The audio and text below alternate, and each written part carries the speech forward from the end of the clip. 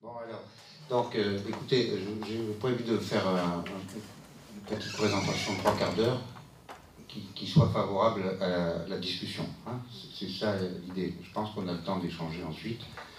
Et moi, je suis vraiment j'ai aussi accepté l'invitation pour qu'on puisse échanger. Ça m'intéresse de voir comment vous réagissez à ce que je vais dire. Et puis surtout, de profiter de l'occasion pour apprendre quelque chose sur un milieu professionnel qui n'est pas directement le mien, bien qu'il ait été dit que mon travail est connu dans les sciences de l'éducation, c'est quand même pas mon champ principal. Hein. Il faut que vous ayez en tête, vous allez le voir d'ailleurs, que mon activité principale est du côté du travail industriel, des métiers de service, du travail en général, et pas forcément dans le champ scolaire. Alors du coup c'est intéressant parce que je vais contraster les choses et dans ce contraste peut-être on va trouver le moyen d'échanger. Hein. Une précision aussi sur le travail à cœur qui a embarrassé la présentation tout à l'heure. Est-ce que c'était de la vulgarisation? Est-ce que c'est un ouvrage grand public, quoi. Mais j'ai beaucoup de respect pour le grand public et donc dans un ouvrage comme ça on est amené à reprendre à nouveau frais des problèmes de recherche qu'on a. Et donc l'adresse au grand public est une ressource très importante pour faire de la recherche, quoi. C'est en tout cas ma conception de la recherche. Donc du coup c'est vraiment pas un ouvrage de vulgarisation, c'est un ouvrage qui change l'adresse habituelle de mes travaux et c'est bien utile pour mes travaux. Si c'est utile pour le grand public, tant mieux. Voilà, alors ça, une fois que j'ai fait ces petites cette mise en contexte,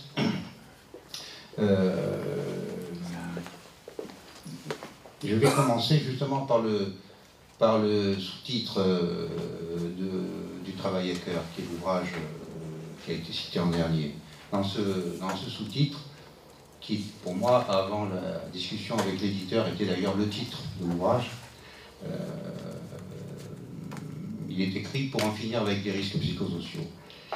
Évidemment, j'avais une double perspective en écrivant ça, était pour en finir avec le problème que je vais évoquer, c'est celui-là que je vais traiter, et c'était aussi pour en finir avec la manière de le poser, c'est-à-dire l'expression elle-même.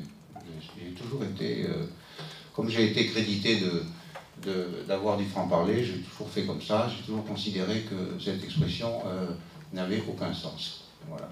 Et pourtant, vous avez remarqué qu'elle est très répandue et qu'on se satisfait même du fait qu'on a enfin pris conscience qu'il existe des risques psychosociaux. Alors je vais m'employer à montrer qu'il faut poser le problème autrement. Voilà. Qui ne veut pas dire que, évidemment, on peut avoir la moindre arrogance avec le fait que cette question étant sur la table comme ça, elle provoque aussi le développement d'un champ de préoccupation qui peut être favorable à la santé des personnels, parce que c'est quand même de ça qu'il est question. Hein. Et aussi de l'efficacité des organisations. Donc je n'ai pas aucune arrogance, aucun mépris à l'égard de cette expression, mais continue à penser qu'il faut avoir la lucidité de prendre des choses à la racine, quoi, et que ça les prend mal à la racine, cette expression-là. D'ailleurs, il y en a une autre qui est souvent utilisée,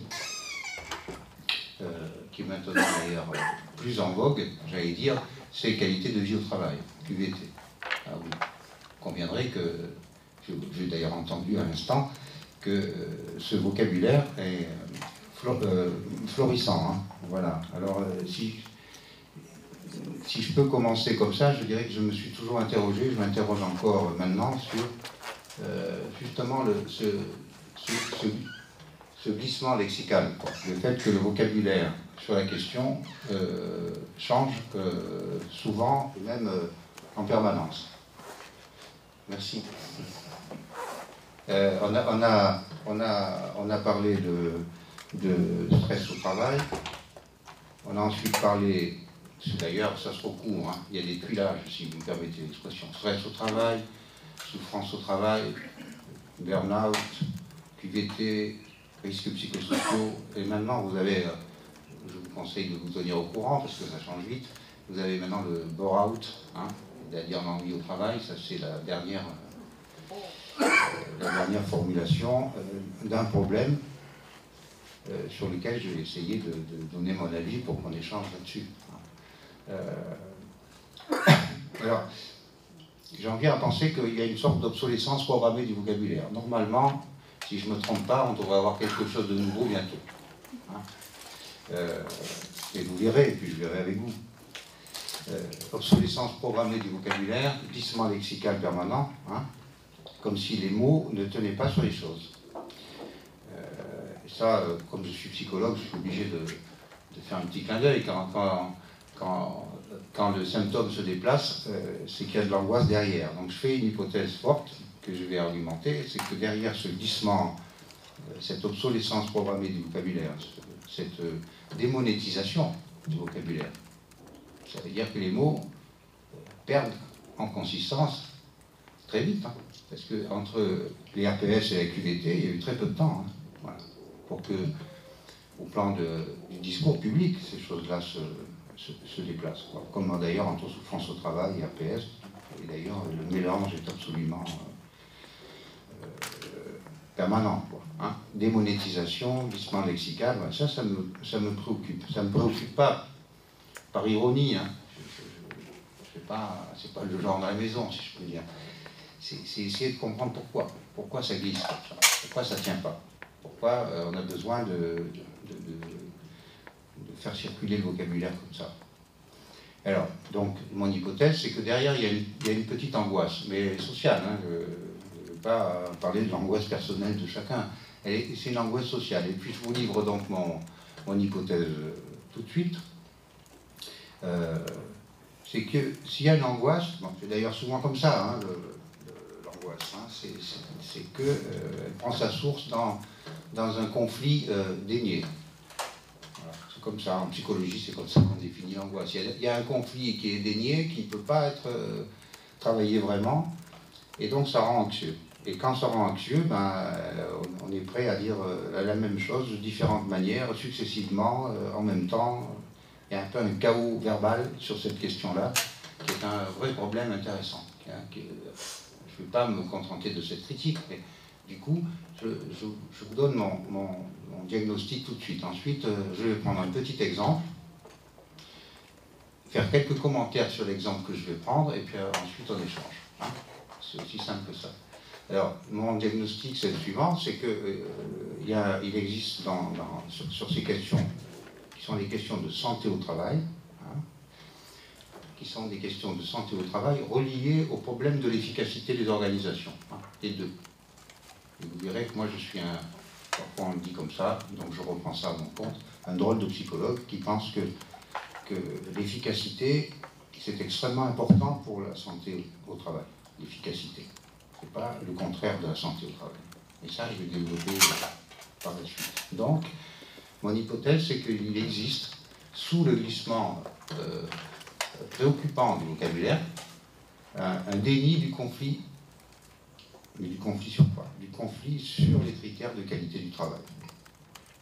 Je fais une hypothèse forte, hein, que je vais mettre en discussion, qu'il y a un conflit de critères sur la qualité du travail. Je fais même une hypothèse encore plus lourde, c'est que ce conflit de critères, il est normal.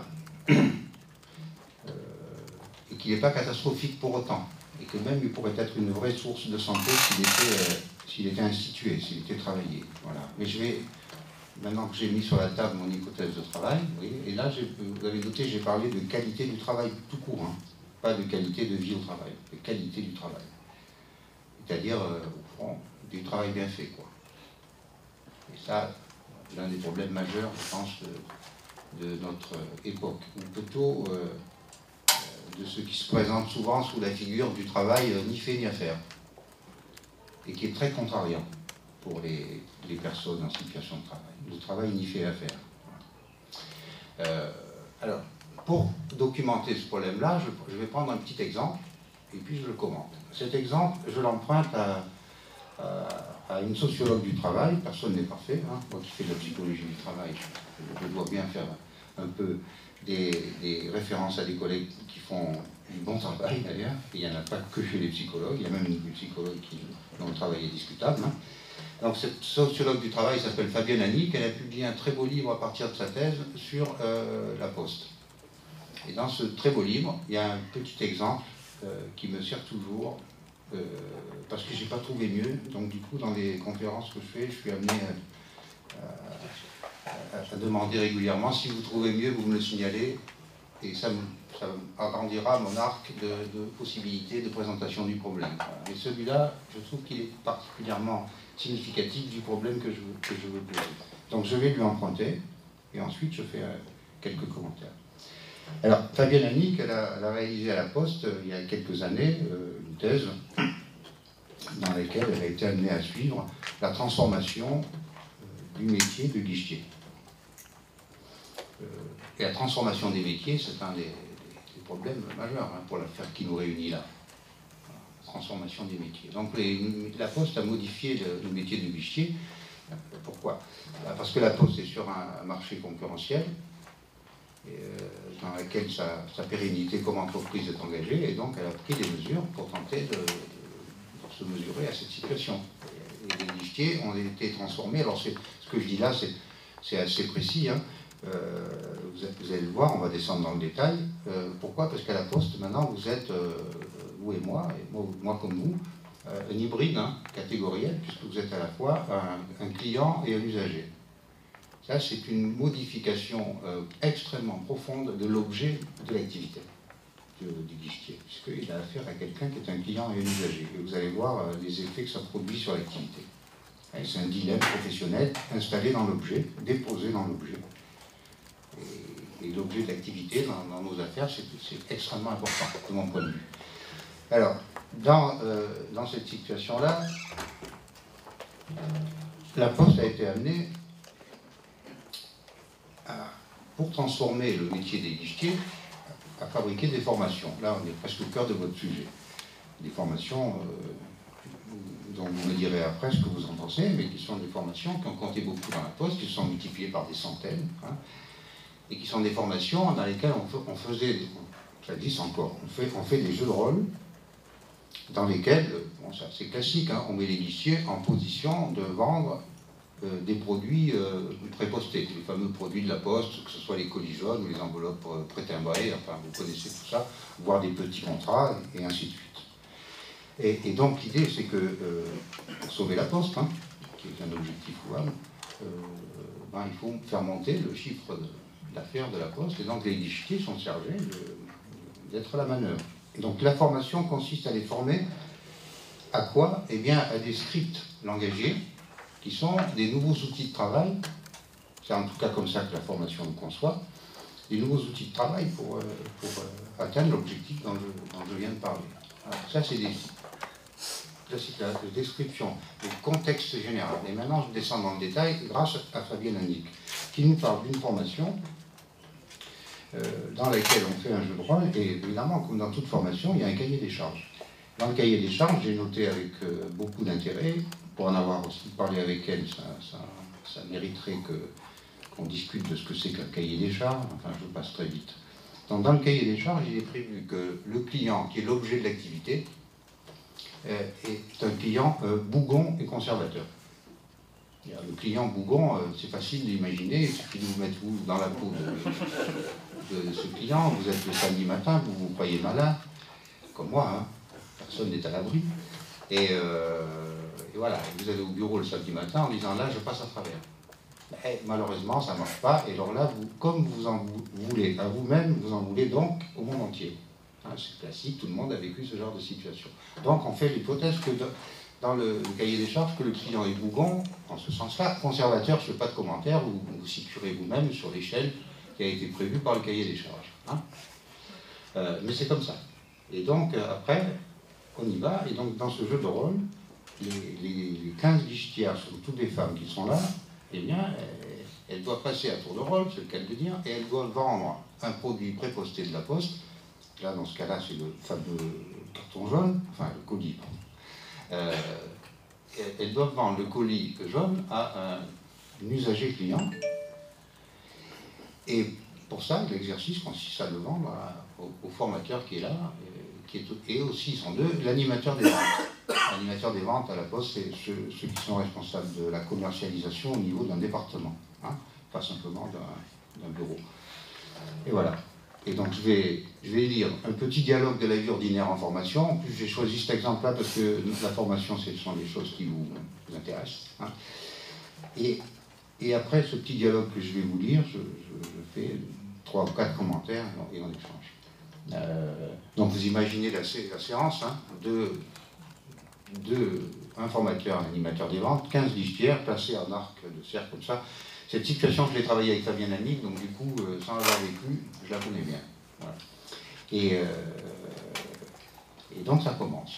Voilà. Je lis, après je commence. Donc c'est Sandra, les prénoms ont été changés bien sûr, hein, c'est Sandra qui est à la manœuvre, et elle essaie de faire le travail dans le cadre du jeu de rôle, on est en formation. Hein, voilà. Au bout de quelques minutes, le formateur la coupe et lui dit, et je lis, ne dites pas si j'étais vous, ou encore à votre place, ou même je vous comprends parce que moi, vous n'êtes pas eux. Sandra. Mais les clients aiment bien qu'on ait une relation de confiance avec eux. Le formateur.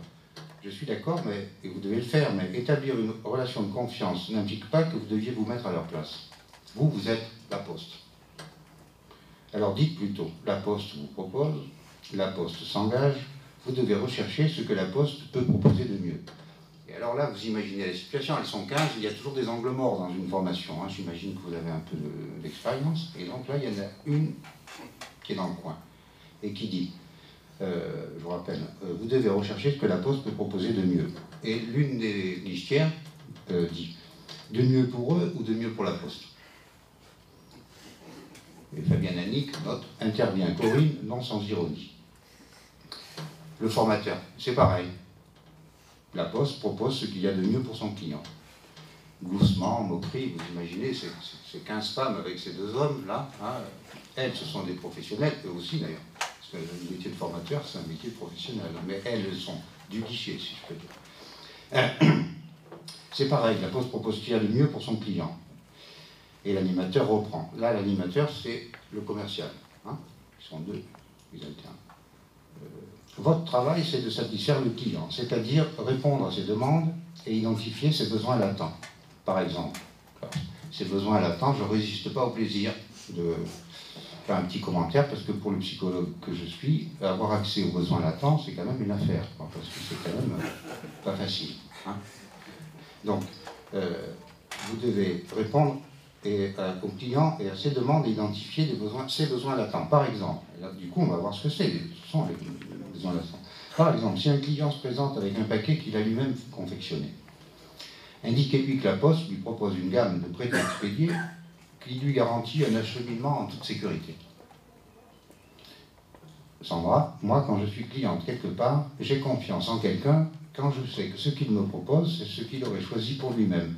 Et au guichet, quand je vois que des clients arrivent avec un paquet bien fait, je reviendrai sur cette affaire-là, hein, avec un paquet bien fait, bien fermé. Je ne vois pas pourquoi, en toute confiance, j'irai lui dire de défaire son paquet et de payer 3 fois le prix de son acheminement pour acheter un colis poste. Le formateur. Eh bien, c'est une erreur. Pour avoir confiance, le client a besoin d'avoir en face de lui un vrai professionnel. Et là, je reviendrai sur cette affaire-là, parce que je ne me cache pas, pour moi, le nœud de la question, c'est ça, un vrai professionnel.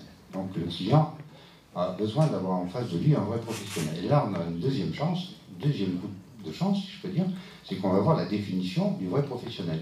Ce qui n'est pas facile, hein, vous en conviendrez. Donc, le vrai professionnel, dit le formateur, c'est un guichetier qui connaît ses produits. Voilà. Le client ne vient pas voir Madame Michu, qui a sa place, ferait comme ci ou comme ça, mais Sandra ou Corinne et Jackie, qui sont des guichetiers professionnels. Vous ne devez pas vous mettre à leur place. Sandra, ça c'est sûr que si on se mettait à leur place, on ne vendrait pas beaucoup. Le formateur, justement, vous ne vendez pas beaucoup. C'est d'ailleurs pour ça que vous êtes là aujourd'hui. Alors, je vous signale simplement que cette situation n'est pas un sketch de Raymond DeVos. Donc il ferait les choses bien mieux que moi. Franchement, il serait vivant, on aurait pu le lui soumettre. Hein.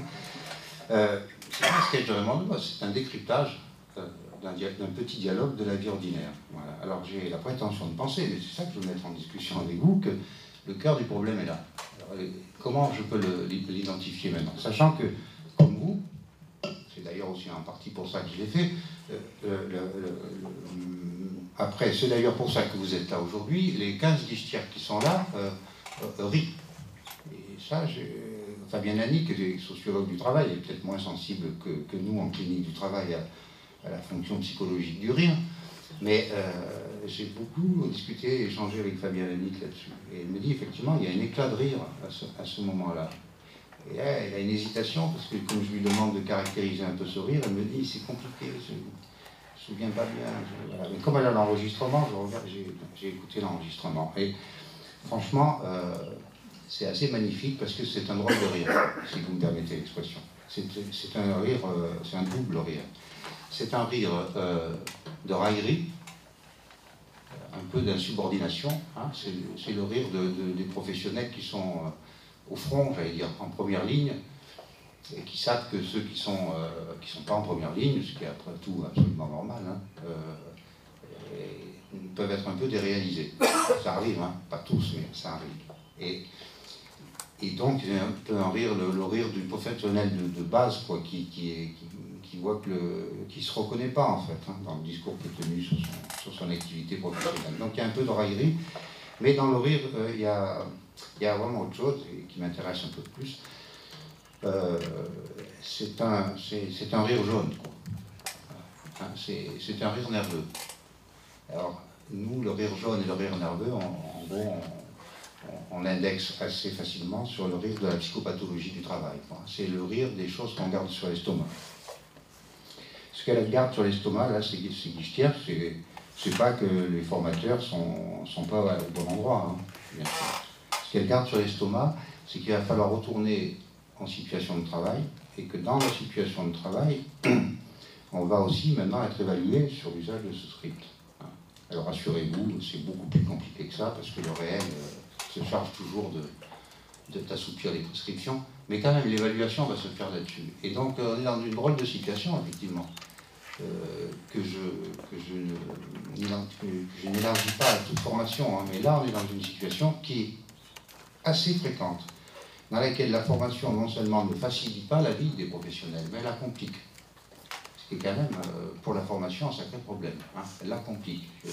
C'est-à-dire que derrière, il va falloir, avec la formation qu'on a reçue, de civiliser le réel tout autrement qu'on le faisait jusqu'alors avec ces instruments-là, le script, hein, l'engagé, qui d'une certaine manière peut compliquer la vie. Donc vous voyez, ce double rire est extrêmement important du point de vue de la clinique de l'activité, qui est ce qui me passionne le plus professionnellement en tout cas.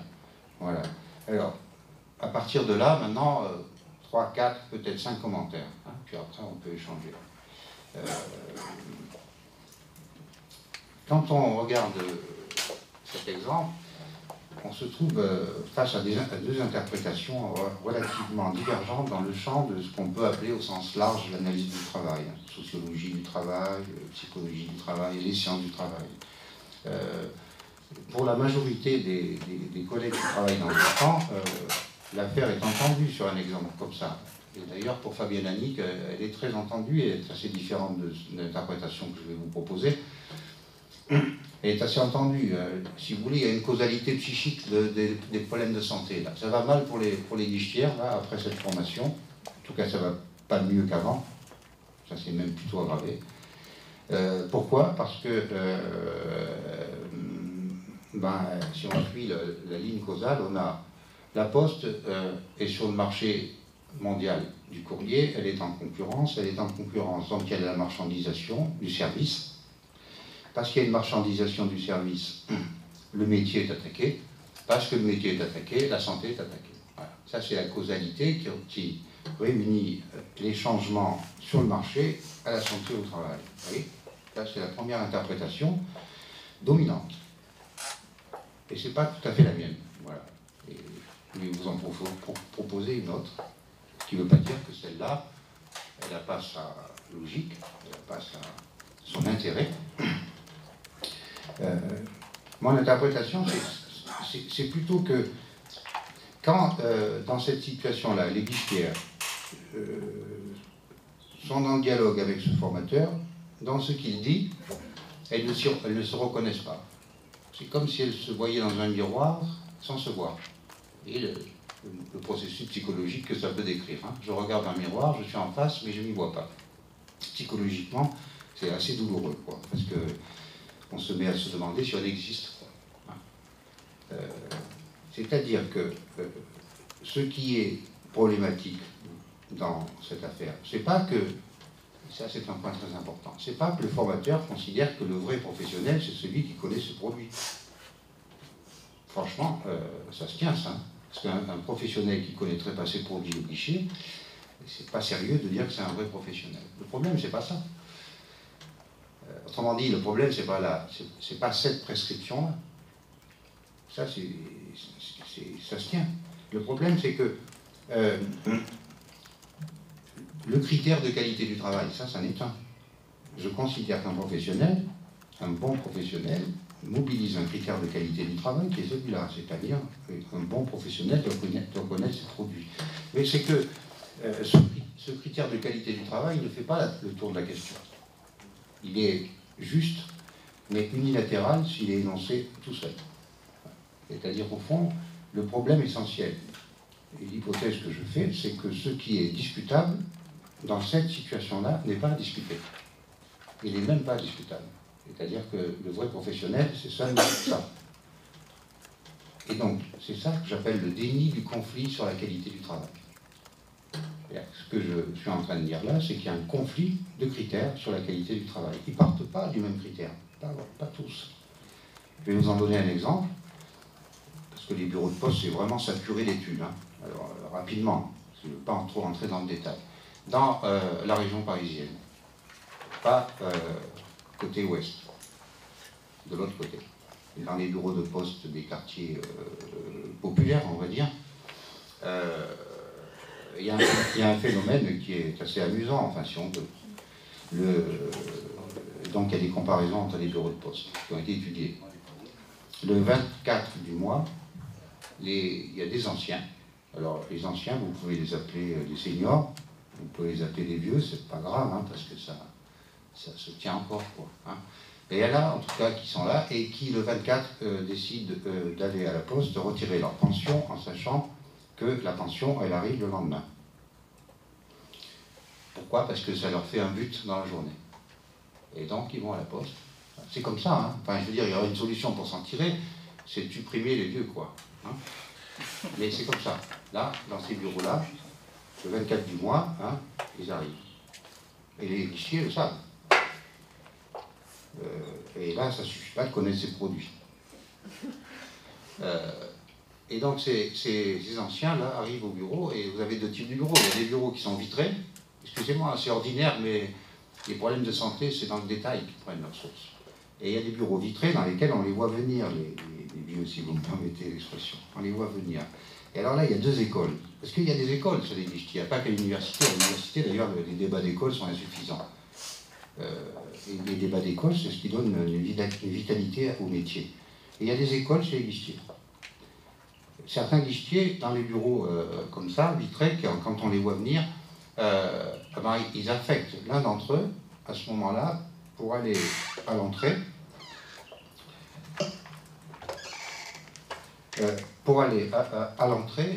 bloquer les anciens qui arrivent et faire un groupe, en leur disant, mais vous savez bien que c'est pas aujourd'hui, donc c'est pas la peine de vous mettre dans la file, quoi. Hein, donc ils les bloquent. Puis vous avez une autre école qui considère que ça fait partie du métier que de les laisser aller jusqu'à la file, et qu'au fond, c'est dans la file, quand on arrive à gérer les petits conflits qui sont, vous imaginez bien, qui sont engendrés par cette situation, hein, parce que quand ils arrivent au niveau du guichetier, évidemment, comme ils sont venus pour ça en plus, c'est une distraction comme une autre, hein, ils ferraillent avec le guichetier pour lui démontrer que la pension elle est bien là, quoi, et qu'ils ne partiront pas de la file tant qu'ils n'auront pas la pension. Il y a une autre école de guichetiers dans ces bureaux-là, qu'on a étudié, qui considère que c'est à ce moment-là qu'on donne sa pleine mesure du métier, c'est-à-dire qu'on est capable de ne pas faire à ce moment-là basculer le bureau. Parce que le problème d'un bureau, contrairement un peu à ce que dit le formateur ici, c'est qu'un bureau, c'est électrique. C'est électrique. C'est-à-dire l'ambiance d'un bureau de poste, ça peut vraiment chavirer, quoi. Et donc il faut savoir gérer la file sans que ça bascule. Et vous voyez, là, il y a des écoles. Et là, il y a aussi des conflits de critères. Hein. Voilà. Mais en tout cas, ce qui est sûr, c'est que le critère du travail bien fait à ce moment-là, c'est pas simplement de connaître ses produits, c'est de connaître ses clients, pour reprendre ce vocabulaire, qui sont d'ailleurs aussi des usagers, hein. C'est connaître bien ses clients et d'être capable finalement de transformer les clients en un objet d'activité intelligente, un objet d'activité intelligente. Donc là, il y a une connaissance du public, ce qui d'ailleurs est au principe de la relation de service. Hein. Il y a une connaissance du public qui est absolument indispensable et qui est un critère de qualité. Voilà. Et d'ailleurs, j'en ajoute un autre, parce que la guichetière, elle dit un peu plus haut, quand je vois quelqu'un qui arrive avec un paquet bien fait, je ne vois pas pourquoi je lui ferais défaire. Et du coup, la différence entre peut-être une sociologue, pour qui j'ai plus grand respect, c'est pas le problème, et peut-être un clinicien de l'activité, c'est que nous, ce qui nous intéresse, c'est quoi un paquet bien fait? Et alors là, c'est un monde, un paquet bien fait, cette guichetière. Parce que là aussi, vous avez c'est bourré de conflits de critères. Qu'est-ce que c'est qu'un paquet bien fait? Alors, un paquet bien fait, on est d'accord, et c'est très important d'être d'accord là-dessus, peut-être on y changera, le paquet bien fait, c'est le paquet jaune de la poste, hein, c'est-à-dire le produit, hein, dont parle le formateur. Le produit préfabriqué de la poste, c'est un paquet bien fait. Il n'y a pas de souci là-dessus, ce critère-là, tiens. Mais ça peut être autre chose. C'est par exemple la boîte en carton, la boîte en carton de chaussures, hein, que, encore une fois, les plus ou moins vieux amènent au guichet avec le scotch marron que vous avez peut-être utilisé vous-même, et qui est posé sur le guichet avec l'idée que ça va faire. Alors là, vous avez le magnifique problème de l'expertise professionnelle. Qu'est-ce qu'un vrai professionnel? Alors, je vais vous donner ma définition, elle est un peu populaire, mais je peux être plus académique hein, si je fais des efforts. La définition de l'expert, c'est celui qui dit « ça dépend ». Non pas ça dépend parce qu'il est ignorant, mais le contraire, ça dépend parce qu'il a fait le tour de la question et qu'il connaît les angles morts des situations. Ça dépend, vous voyez, ça dépend, c'est d'une intelligence impensable. Hein. C'est un monde, le ça dépend. Et alors ça dépend de quoi? Ça dépend. Si vous avez un paquet de boîtes, excusez-moi, mais moi c'est ça qui m'intéresse, parce que je sais que pour la santé des gens de tous les jours, ce sont des détails comme ça qui sont importants. Ça dépend, c'est si ça dépend du poids. Ça dépend du poids, ça dépend de la longueur du trajet. Ça, c'est un critère aussi. Parce que selon la longueur du trajet, la boîte, elle peut plus ou moins bien tenir. Selon le poids aussi, vous voyez, c'est multicritère. C'est ça qui est passionnant, c'est multicritère. Ça dépend aussi d'une chose, c'est que si par exemple, vous connaissez bien votre public et que c'est la même grand-mère ou grand-père qui vient toutes les fins de mois apporter la même boîte de chaussures et que vous avez douté des 2 premiers critères, mais que vous avez fait l'expérience en vous faisant un peu peur, mais que ça a marché. Et donc vous connaissez bien la même personne qui envoie toujours le même paquet, et donc comme ça a déjà marché, on peut recommencer. C'est un autre critère de la vie quotidienne, de travail ordinaire. Donc c'est multicritère. Alors vous voyez bien que dans une boîte de chaussures, le travail bien fait, c'est évidemment le produit préfabriqué de la poste, mais pas seulement. C'est multicritère. Alors, si dans une organisation, hop, je monte en généralité, si dans une organisation, ces conflits de critères qui sont normaux, ils ne sont pas institués dans des dialogues qui permettent d'arbitrer sans connaître complètement à l'avance comment on va arbitrer. Autrement dit, si ces conflits de critères ne deviennent pas une institution. D'une certaine manière, ces conflits de critères, ils ne disparaissent pas. Hein. Ils vont s'enquister. Ils vont, d'une certaine manière, se déposer, se mettre sur l'estomac des professionnels en question. Non pas parce que la direction est malveillante, hein, mais parce que le dialogue sur le conflit de critères qui est dans le réel et pas d'abord dans nos têtes, ce dialogue-là n'est pas institué, il n'existe pas. Il est même plus que pas institué, mais il est dénié, quoi. C'est-à-dire, le bon professionnel, c'est celui qui connaît ses produits. Oui, c'est juste. Mais ça ne fait pas le tour de la question.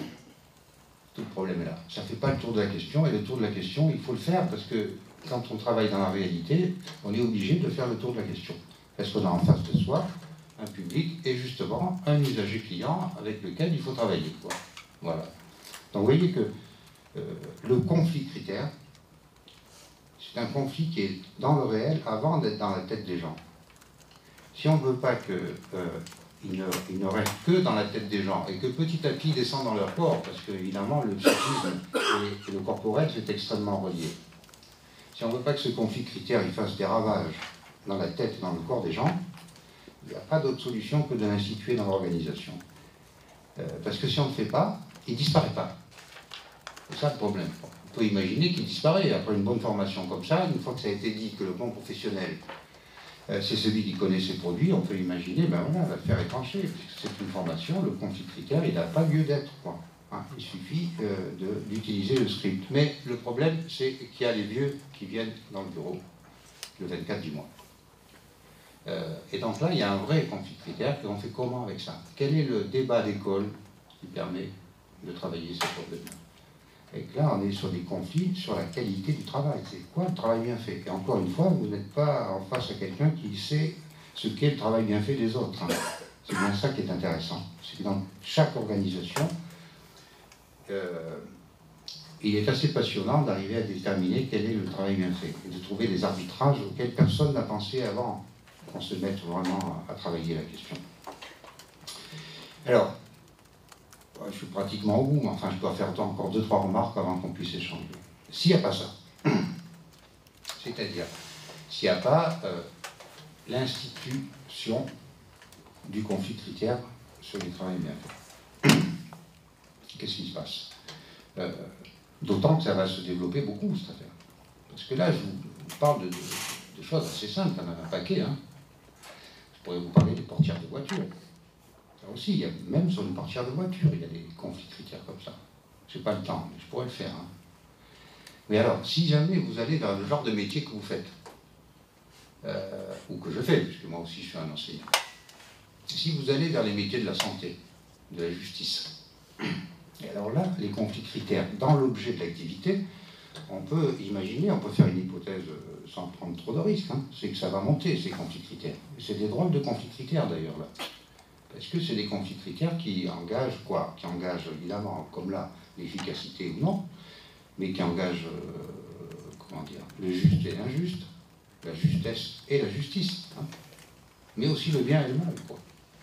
Donc c'est des conflits de valeurs dans l'objet de l'activité qui sont colossaux, qui sont dans le réel, dont je pense qu'ils vont se développer dans le travail humain qui arrive, quoi, forcément, parce que le travail de service monte en puissance dans le travail humain. Et donc ces conflits de critères qui font du travail de plus en plus un objet civique, tout court. Si j'étais sûr d'être bien compris, je dirais qu'ils font du travail un objet politique, tout court, au sens noble du terme. Ça va se développer. Et donc on a un sacré problème, quoi, parce que si le conflit de critères se développe sans que simultanément les institutions dialogiques sur le conflit de critères se développent, alors ce qu'on va avoir, c'est des conflits de critères qui s'enquistent dans le corps et la tête des gens. Il n'y a pas trop d'alternatives, quoi. Soit l'institution dialogique se développe sur la qualité du travail, avec des arbitrages qui suivent, soit il y a un déni de l'institution du conflit de critères, et tout ça se refoule dans le corps et l'esprit. Et ça abîme beaucoup, beaucoup la santé. Voilà. C'est ce que j'ai appelé, parce qu'il fallait bien dire les choses d'une certaine manière, hein. Ça a eu son succès, mais franchement c'est une affaire compliquée. Parfois quand je lis ce qu'on en fait, je prends un peu peur, hein, que j'ai appelé l'activité empêchée, quoi. L'activité ravalée, ou l'activité rentrée, ou alors oui, le vocabulaire, vous pouvez le varier. L'activité avortée. Le mieux pour moi, c'est l'activité entamée. Entamée, pourquoi? Parce que, vous voyez, entamée est un double sens. Hein, ça signifie que ça a commencé, la possibilité d'agir que j'ai, cette possibilité est possible, c'est le cas de le dire, mais en même temps, elle est impossible. Entamée. Eh ben, c'est ça qui est ruineux pour la santé. C'est l'activité entamée. Non pas qu'il faille dire les seuls à pouvoir définir le travail bien fait. Oui, ça, pour moi, c'est extrêmement important. Les seuls à pouvoir définir le travail bien fait sont ceux qui le font. Vous voyez, cette espèce de naïveté sociale. C'est pas vrai. Et par contre, si ceux qui considèrent, parce qu'ils font le travail, qu'ils peuvent avoir des critères de qualité du travail à eux, les leurs, ils ne sont pas en état de recevoir des objections de la part de la hiérarchie sur le problème concret du travail, hein, s'il n'y a pas d'objection hiérarchique. D'une certaine manière, ils sont laissés à eux-mêmes sur une idée de la qualité du travail qui est la leur, sans qu'elle soit vraiment discutée, puisqu'elle est refoulée par nature. Elle n'a pas de droit de citer. J'aime bien dire les choses comme ça. Si le conflit de critères n'est pas institué, autrement dit, s'il n'a pas le droit de citer, vous voyez, au sens grec du terme, droit de citer, c'est-à-dire la délibération sur la qualité du travail, à l'intérieur de l'objet du travail, pas simplement à l'intérieur de l'organisation du travail, parce que là je ne suis pas en train de dire que c'est l'organisation du travail qui va pas. Ce que je suis en train de dire, c'est que l'organisation du travail, elle n'est pas assez sur l'objet, parce que l'objet, lui, il est bourré de conflits de critères. Et donc l'organisation, elle doit se mesurer à ça. Si elle ne se mesure pas à ça, eh ben, elle n'est pas efficace. Parce que je peux vous dire que les guichetiers à la Poste ne sont pas plus efficaces après cette formation qu'avant. Pourtant, normalement, ils ont appris ce que c'est qu'un vrai professionnel. Sauf que le vrai professionnel qu'ils ont appris dans la formation, dans la réalité, le vrai professionnel, il est plus riche que ça. Pas le contraire, plus riche, plus conflictuel, plus contrasté, plus hétérogène. Voilà, alors, s'il n'y a pas ça, on a un vrai problème, quoi. Et si vous voulez, pour schématiser la question d'aujourd'hui dans les organisations, au fond, compte tenu que le réel, cet objet-là, dont je parle, qui est de plus en plus civique, par exemple, l'usager client. Mais imaginez les hôpitaux, hein, je ne vous parle pas de la formation parce que vous connaissez mieux le problème que moi. Récemment, en travaillant avec des infirmières, l'une d'entre elles me dit le problème, M. Clos, c'est que les patients sont impatients. Ça, les patients impatients, c'est un problème de travail gigantesque. Alors, on fait comment avec ça? Alors, ça ne veut pas dire que les infirmières, elles ont trouvé tous les moyens de faire avec ça. Mais ça ne veut pas dire non plus que la direction, elle n'a pas trouvé, de son point de vue, des moyens pour faire avec ça. Mais où est-ce que ça se discute, ce qui est précisément discutable? Voilà. Ça, c'est un problème gigantesque, pas facile à résoudre. Hein. Je ne suis pas en train de faire la leçon à personne. Hein. Pas facile à résoudre. Mais si ce n'est pas discuté, comme ça ne disparaît pas dans le réel, ça continue son chemin, ça fait des ravages. Quoi. La seule manière pour civiliser ces conflits de critères qui existent, alors, je vais dire, c'est une métaphore, quoi. Les conflits de critères, ils existent pour les siècles des siècles. Jamais aucune société ne supprimera les conflits de critères que je suis en train d'évoquer là. Jamais. Pourquoi? Parce que c'est pas possible que les critères de qualité soient superposables quand on dirige et quand on est en première ligne. C'est pas possible. Voilà. Ça, il faut arrêter avec cette naïveté sociale. L'idée qu'on va pouvoir unifier les critères de qualité du travail. Non, c'est définitif. Les siècles des siècles. Voilà. Je prends les paris. Donc le seul problème qui nous est posé, c'est quelles sont les organisations du travail qui instituent ce conflit, qui le sortent du réel, qui l'empêchent de cheminer simplement dans le corps et la tête des gens, et qui leur donne un destin institutionnel et organisationnel. Ça, c'est le problème de fond. Alors, la bifurcation dont je parlais, c'est la suivante. Soit vous dites ce réel qui est indigeste. Indigeste en même temps passionnant. Hein. Justement parce que c'est conflictuel et qu'il y a plusieurs manières de faire le tour de la question, ça peut devenir une source de curiosité. Quoi. Hein, c'est pas un drame. Ça se discute vraiment. Hein. Le paquet jaune n'est pas le paquet jaune. Enfin, moi, en tout cas, ça me passionne. Hein. Ça me passionne parce que si vous mettez des guichetiers sur la terre, ben, ils sont capables d'y passer une journée. Hein. Et là, si jamais ils ont la possibilité de passer une journée sur cette question-là, y compris avec ce formateur et le commercial, on a besoin des commerciaux. s'ils sont capables de passer une journée à discuter de ça, et que derrière, il y a des arbitrages et des essais qui vont être tentés autour de cette question, et vous pouvez être absolument sûr que la santé est au rendez-vous. Hein. Elle est au rendez-vous parce que l'efficacité est au rendez-vous. Et que les gens ne gardent pas l'activité sur l'estomac. Donc ce réel indigeste, la première voie, et malheureusement, c'est la voie principale qui est suivie actuellement dans les organisations. Je ne parle pas forcément de l'éducation nationale, hein, on verra après. La première voie, c'est comme le réel est compliqué, avec ce travail de service qui fait monter les conflits de critères, eh ben, il faut équiper les gens avec des techniques, par exemple langagières, des scripts, des procédures qui leur permettent d'aller droit au but tout de suite, sans perdre de temps. C'est bon pour eux et c'est bon pour nous. Donc on développe la procédure et des modes opératoires standards pour aller droit au but, quoi, sans zigzaguer. C'est le premier instrument de travail, c'est la fonction du script dans l'affaire, c'est quand même ça, quoi. Hein.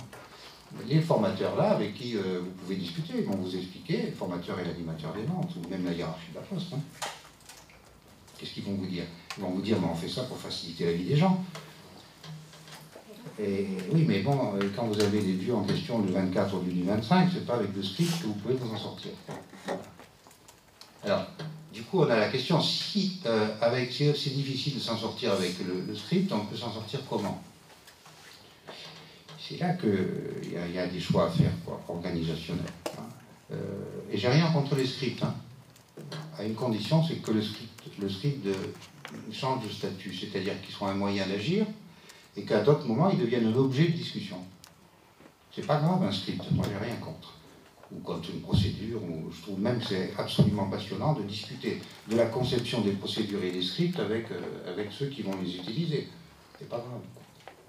Seulement, si on ne le fait pas, le script reste seulement un moyen et jamais un objet. Et ça, c'est dangereux pour la santé et pour l'efficacité.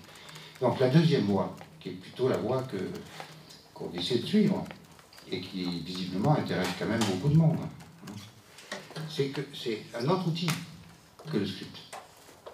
Ou plutôt, un outil complémentaire, on n'est pas obligé de l'écarter, quoi. Mais en tout cas, un autre outil qui soit la source d'un script qui puisse se développer, quoi. Et l'autre outil, c'est le collectif de travail.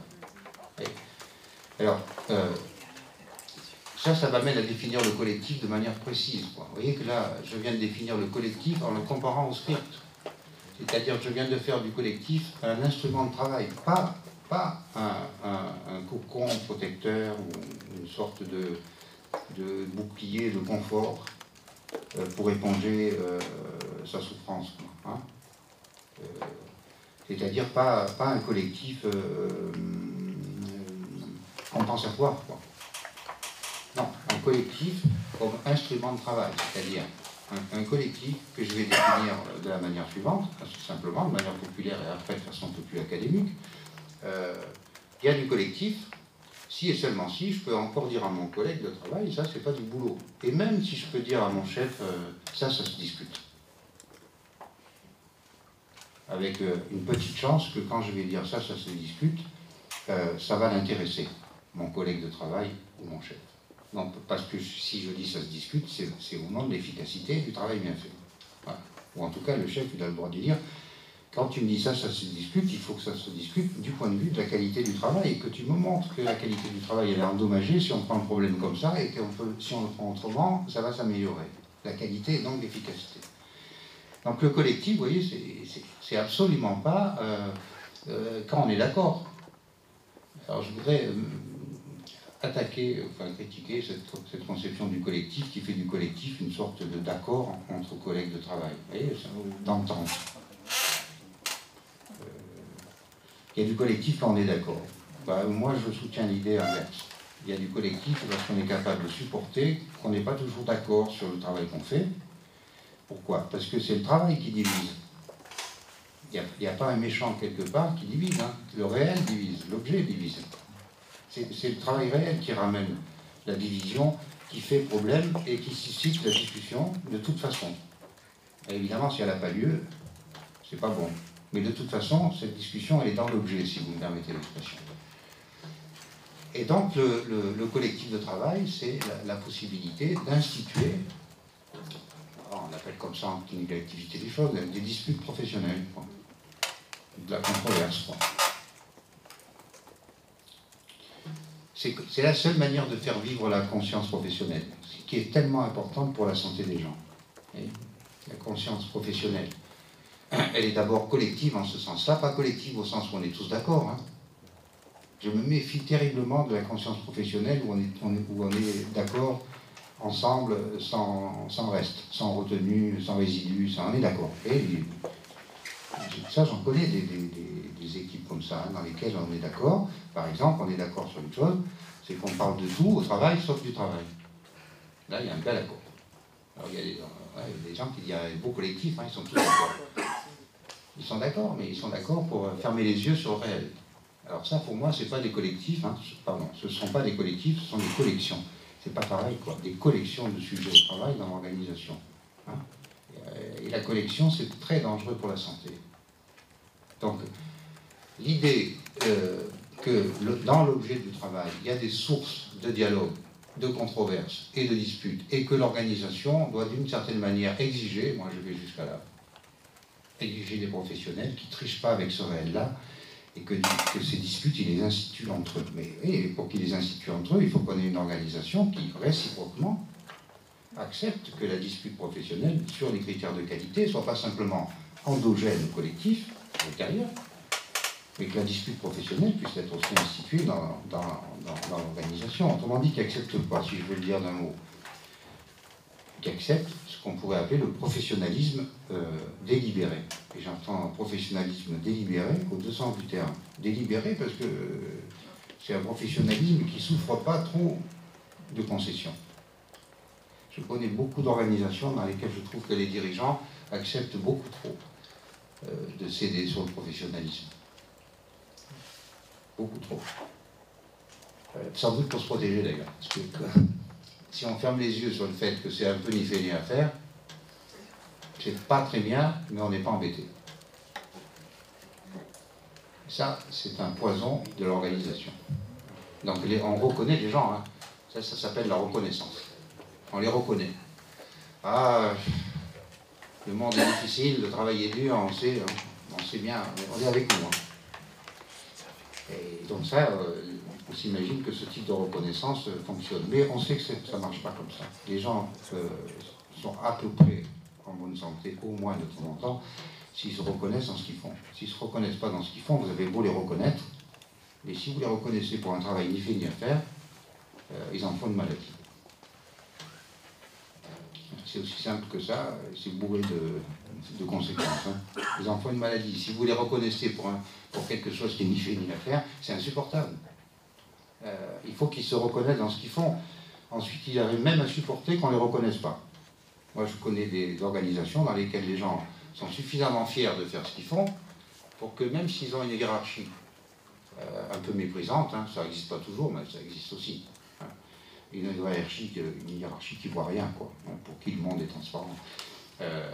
Même s'ils ne sont pas reconnus, la reconnaissance est forte parce qu'ils se reconnaissent dans ce qu'ils font, dans l'objet du travail, parce que le travail reste défendable à leurs propres yeux. Il n'y a pas de santé au travail si le travail n'est pas défendable aux yeux de ceux qui le font. Mais l'organisation est comptable de ça, hein. Et elle est comptable de l'exigence là-dessus. Parce que s'il n'y a pas assez d'exigence là-dessus, vous avez une sorte de défiance qui s'installe, parce que les gens n'aiment pas les hiérarchies qui ne sont pas exigeantes là-dessus. Surtout si jamais elles ne sont pas exigeantes là-dessus, et qu'elles deviennent tyranniques sur autre chose. Et là, ça détruit un milieu professionnel. Et malheureusement, comme il n'y a pas beaucoup d'exigences sur les critères de qualité du travail, vous pouvez avoir beaucoup de tyrannie sur autre chose. Et évidemment, ça ne fonctionne pas, donc il faut garder l'ordre. Alors qu'en fait, on n'objecte pas assez aux professionnels de première ligne. Ils ont besoin qu'on objecte.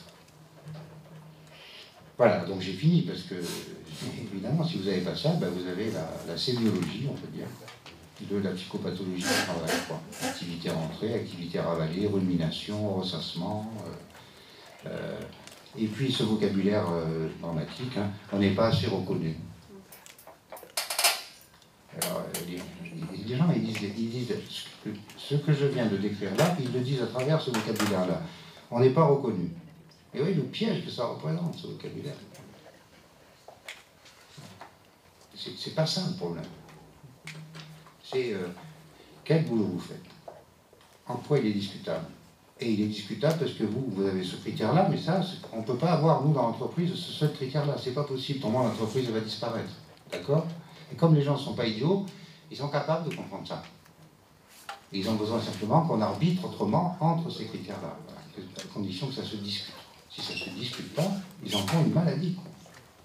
D'ailleurs, pas simplement les professionnels de première ligne, parce que ensuite, la maladie, le poison, il remonte très très haut. Hein. Il remonte très très haut. Alors, j'ai fini. Vous voyez bien que ça pose le problème de la santé. Mais ça pose le problème de la santé de manière un peu différente, hein, parce que ça signifie que la santé, la condition de la santé, c'est l'efficacité. Et moi, parfois, je discute, je controverse beaucoup avec mes collègues, les psychologues du travail, parfois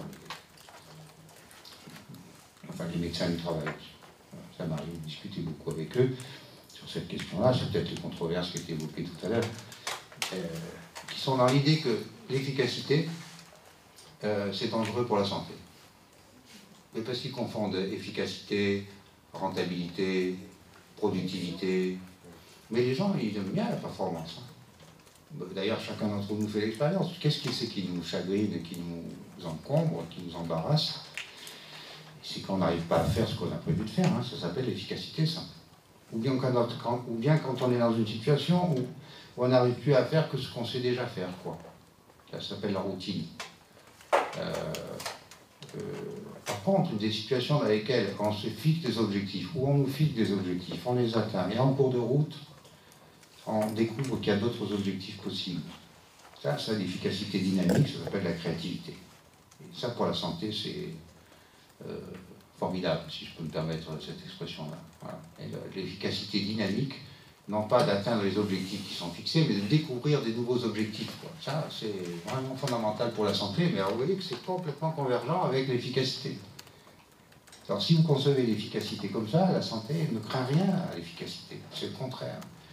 Donc ça, du point de vue de ceux qui font commerce, de faire de la psychologie en se mettant du point de vue de on n'est pas reconnu, les gens souffrent, ça va pas, quoi. Ça va pas. Ça se discute, hein, ce que je dis. Bon. Cette fois, je vais vraiment conclure. Donc, la santé, c'est du côté du pouvoir d'agir. Et c'est pas l'absence de maladie.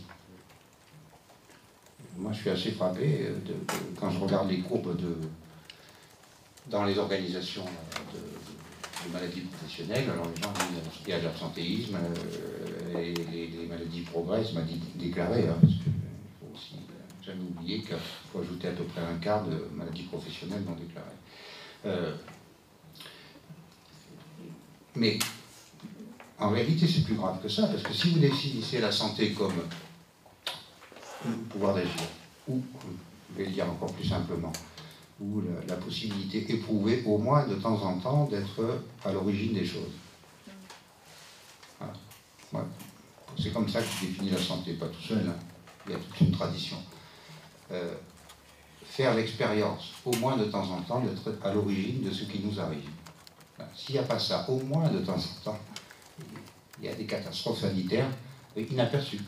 Parce que les gens n'en font pas forcément une maladie de ça. Ils vont emprunter à leurs ressources personnelles, à leurs ressources familiales, ils arrivent à submerger, à résister à la submersion. Voilà. Mais la santé est attaquée. Là. S'ils ne sont jamais à l'origine de ce qui leur arrive, de toute façon, leur santé est attaquée. Et on le voit, si on regarde simplement les maladies professionnelles déclarées, on ne voit pas ça, la profondeur des atteintes à la santé. Voilà. Parce que, comme vous l'avez remarqué vous-même, ce qui est absolument épuisant dans les situations de travail, c'est pas ce qu'on fait ou ce qu'on demande aux gens de faire. Ça, alors là, toute la thématique de l'intensification du travail, du fait que les gens sont malades parce que le travail est trop intense, parce qu'ils font trop de choses, parce qu'ils sont surchargés. C'est pas faux, hein. Il faut voir dans chaque situation, c'est pas faux. Mais ça suffit pas, ça fait pas le compte, parce que le problème d'aujourd'hui, c'est même pas ça. C'est que les gens, dans des situations de travail, ils sont dans une situation où ce qui les contrarie le plus, c'est tout ce qu'ils ne peuvent pas faire. C'est la fatigue du travail qu'on ne fait pas. C'est même pas... évidemment, la fatigue du travail qu'on fait, c'est important, mais la masse de fatigue liée, et j'utilise le terme fatigue à dessein, parce que ce terme-là, c'est pas le stress, c'est pas le burn-out, c'est pas ce que vous voulez. Ce terme de fatigue, tout le monde le sent dans son corps. La fatigue de tout ce que je ne peux pas faire. Alors il y a deux fatigues, la bonne et la mauvaise.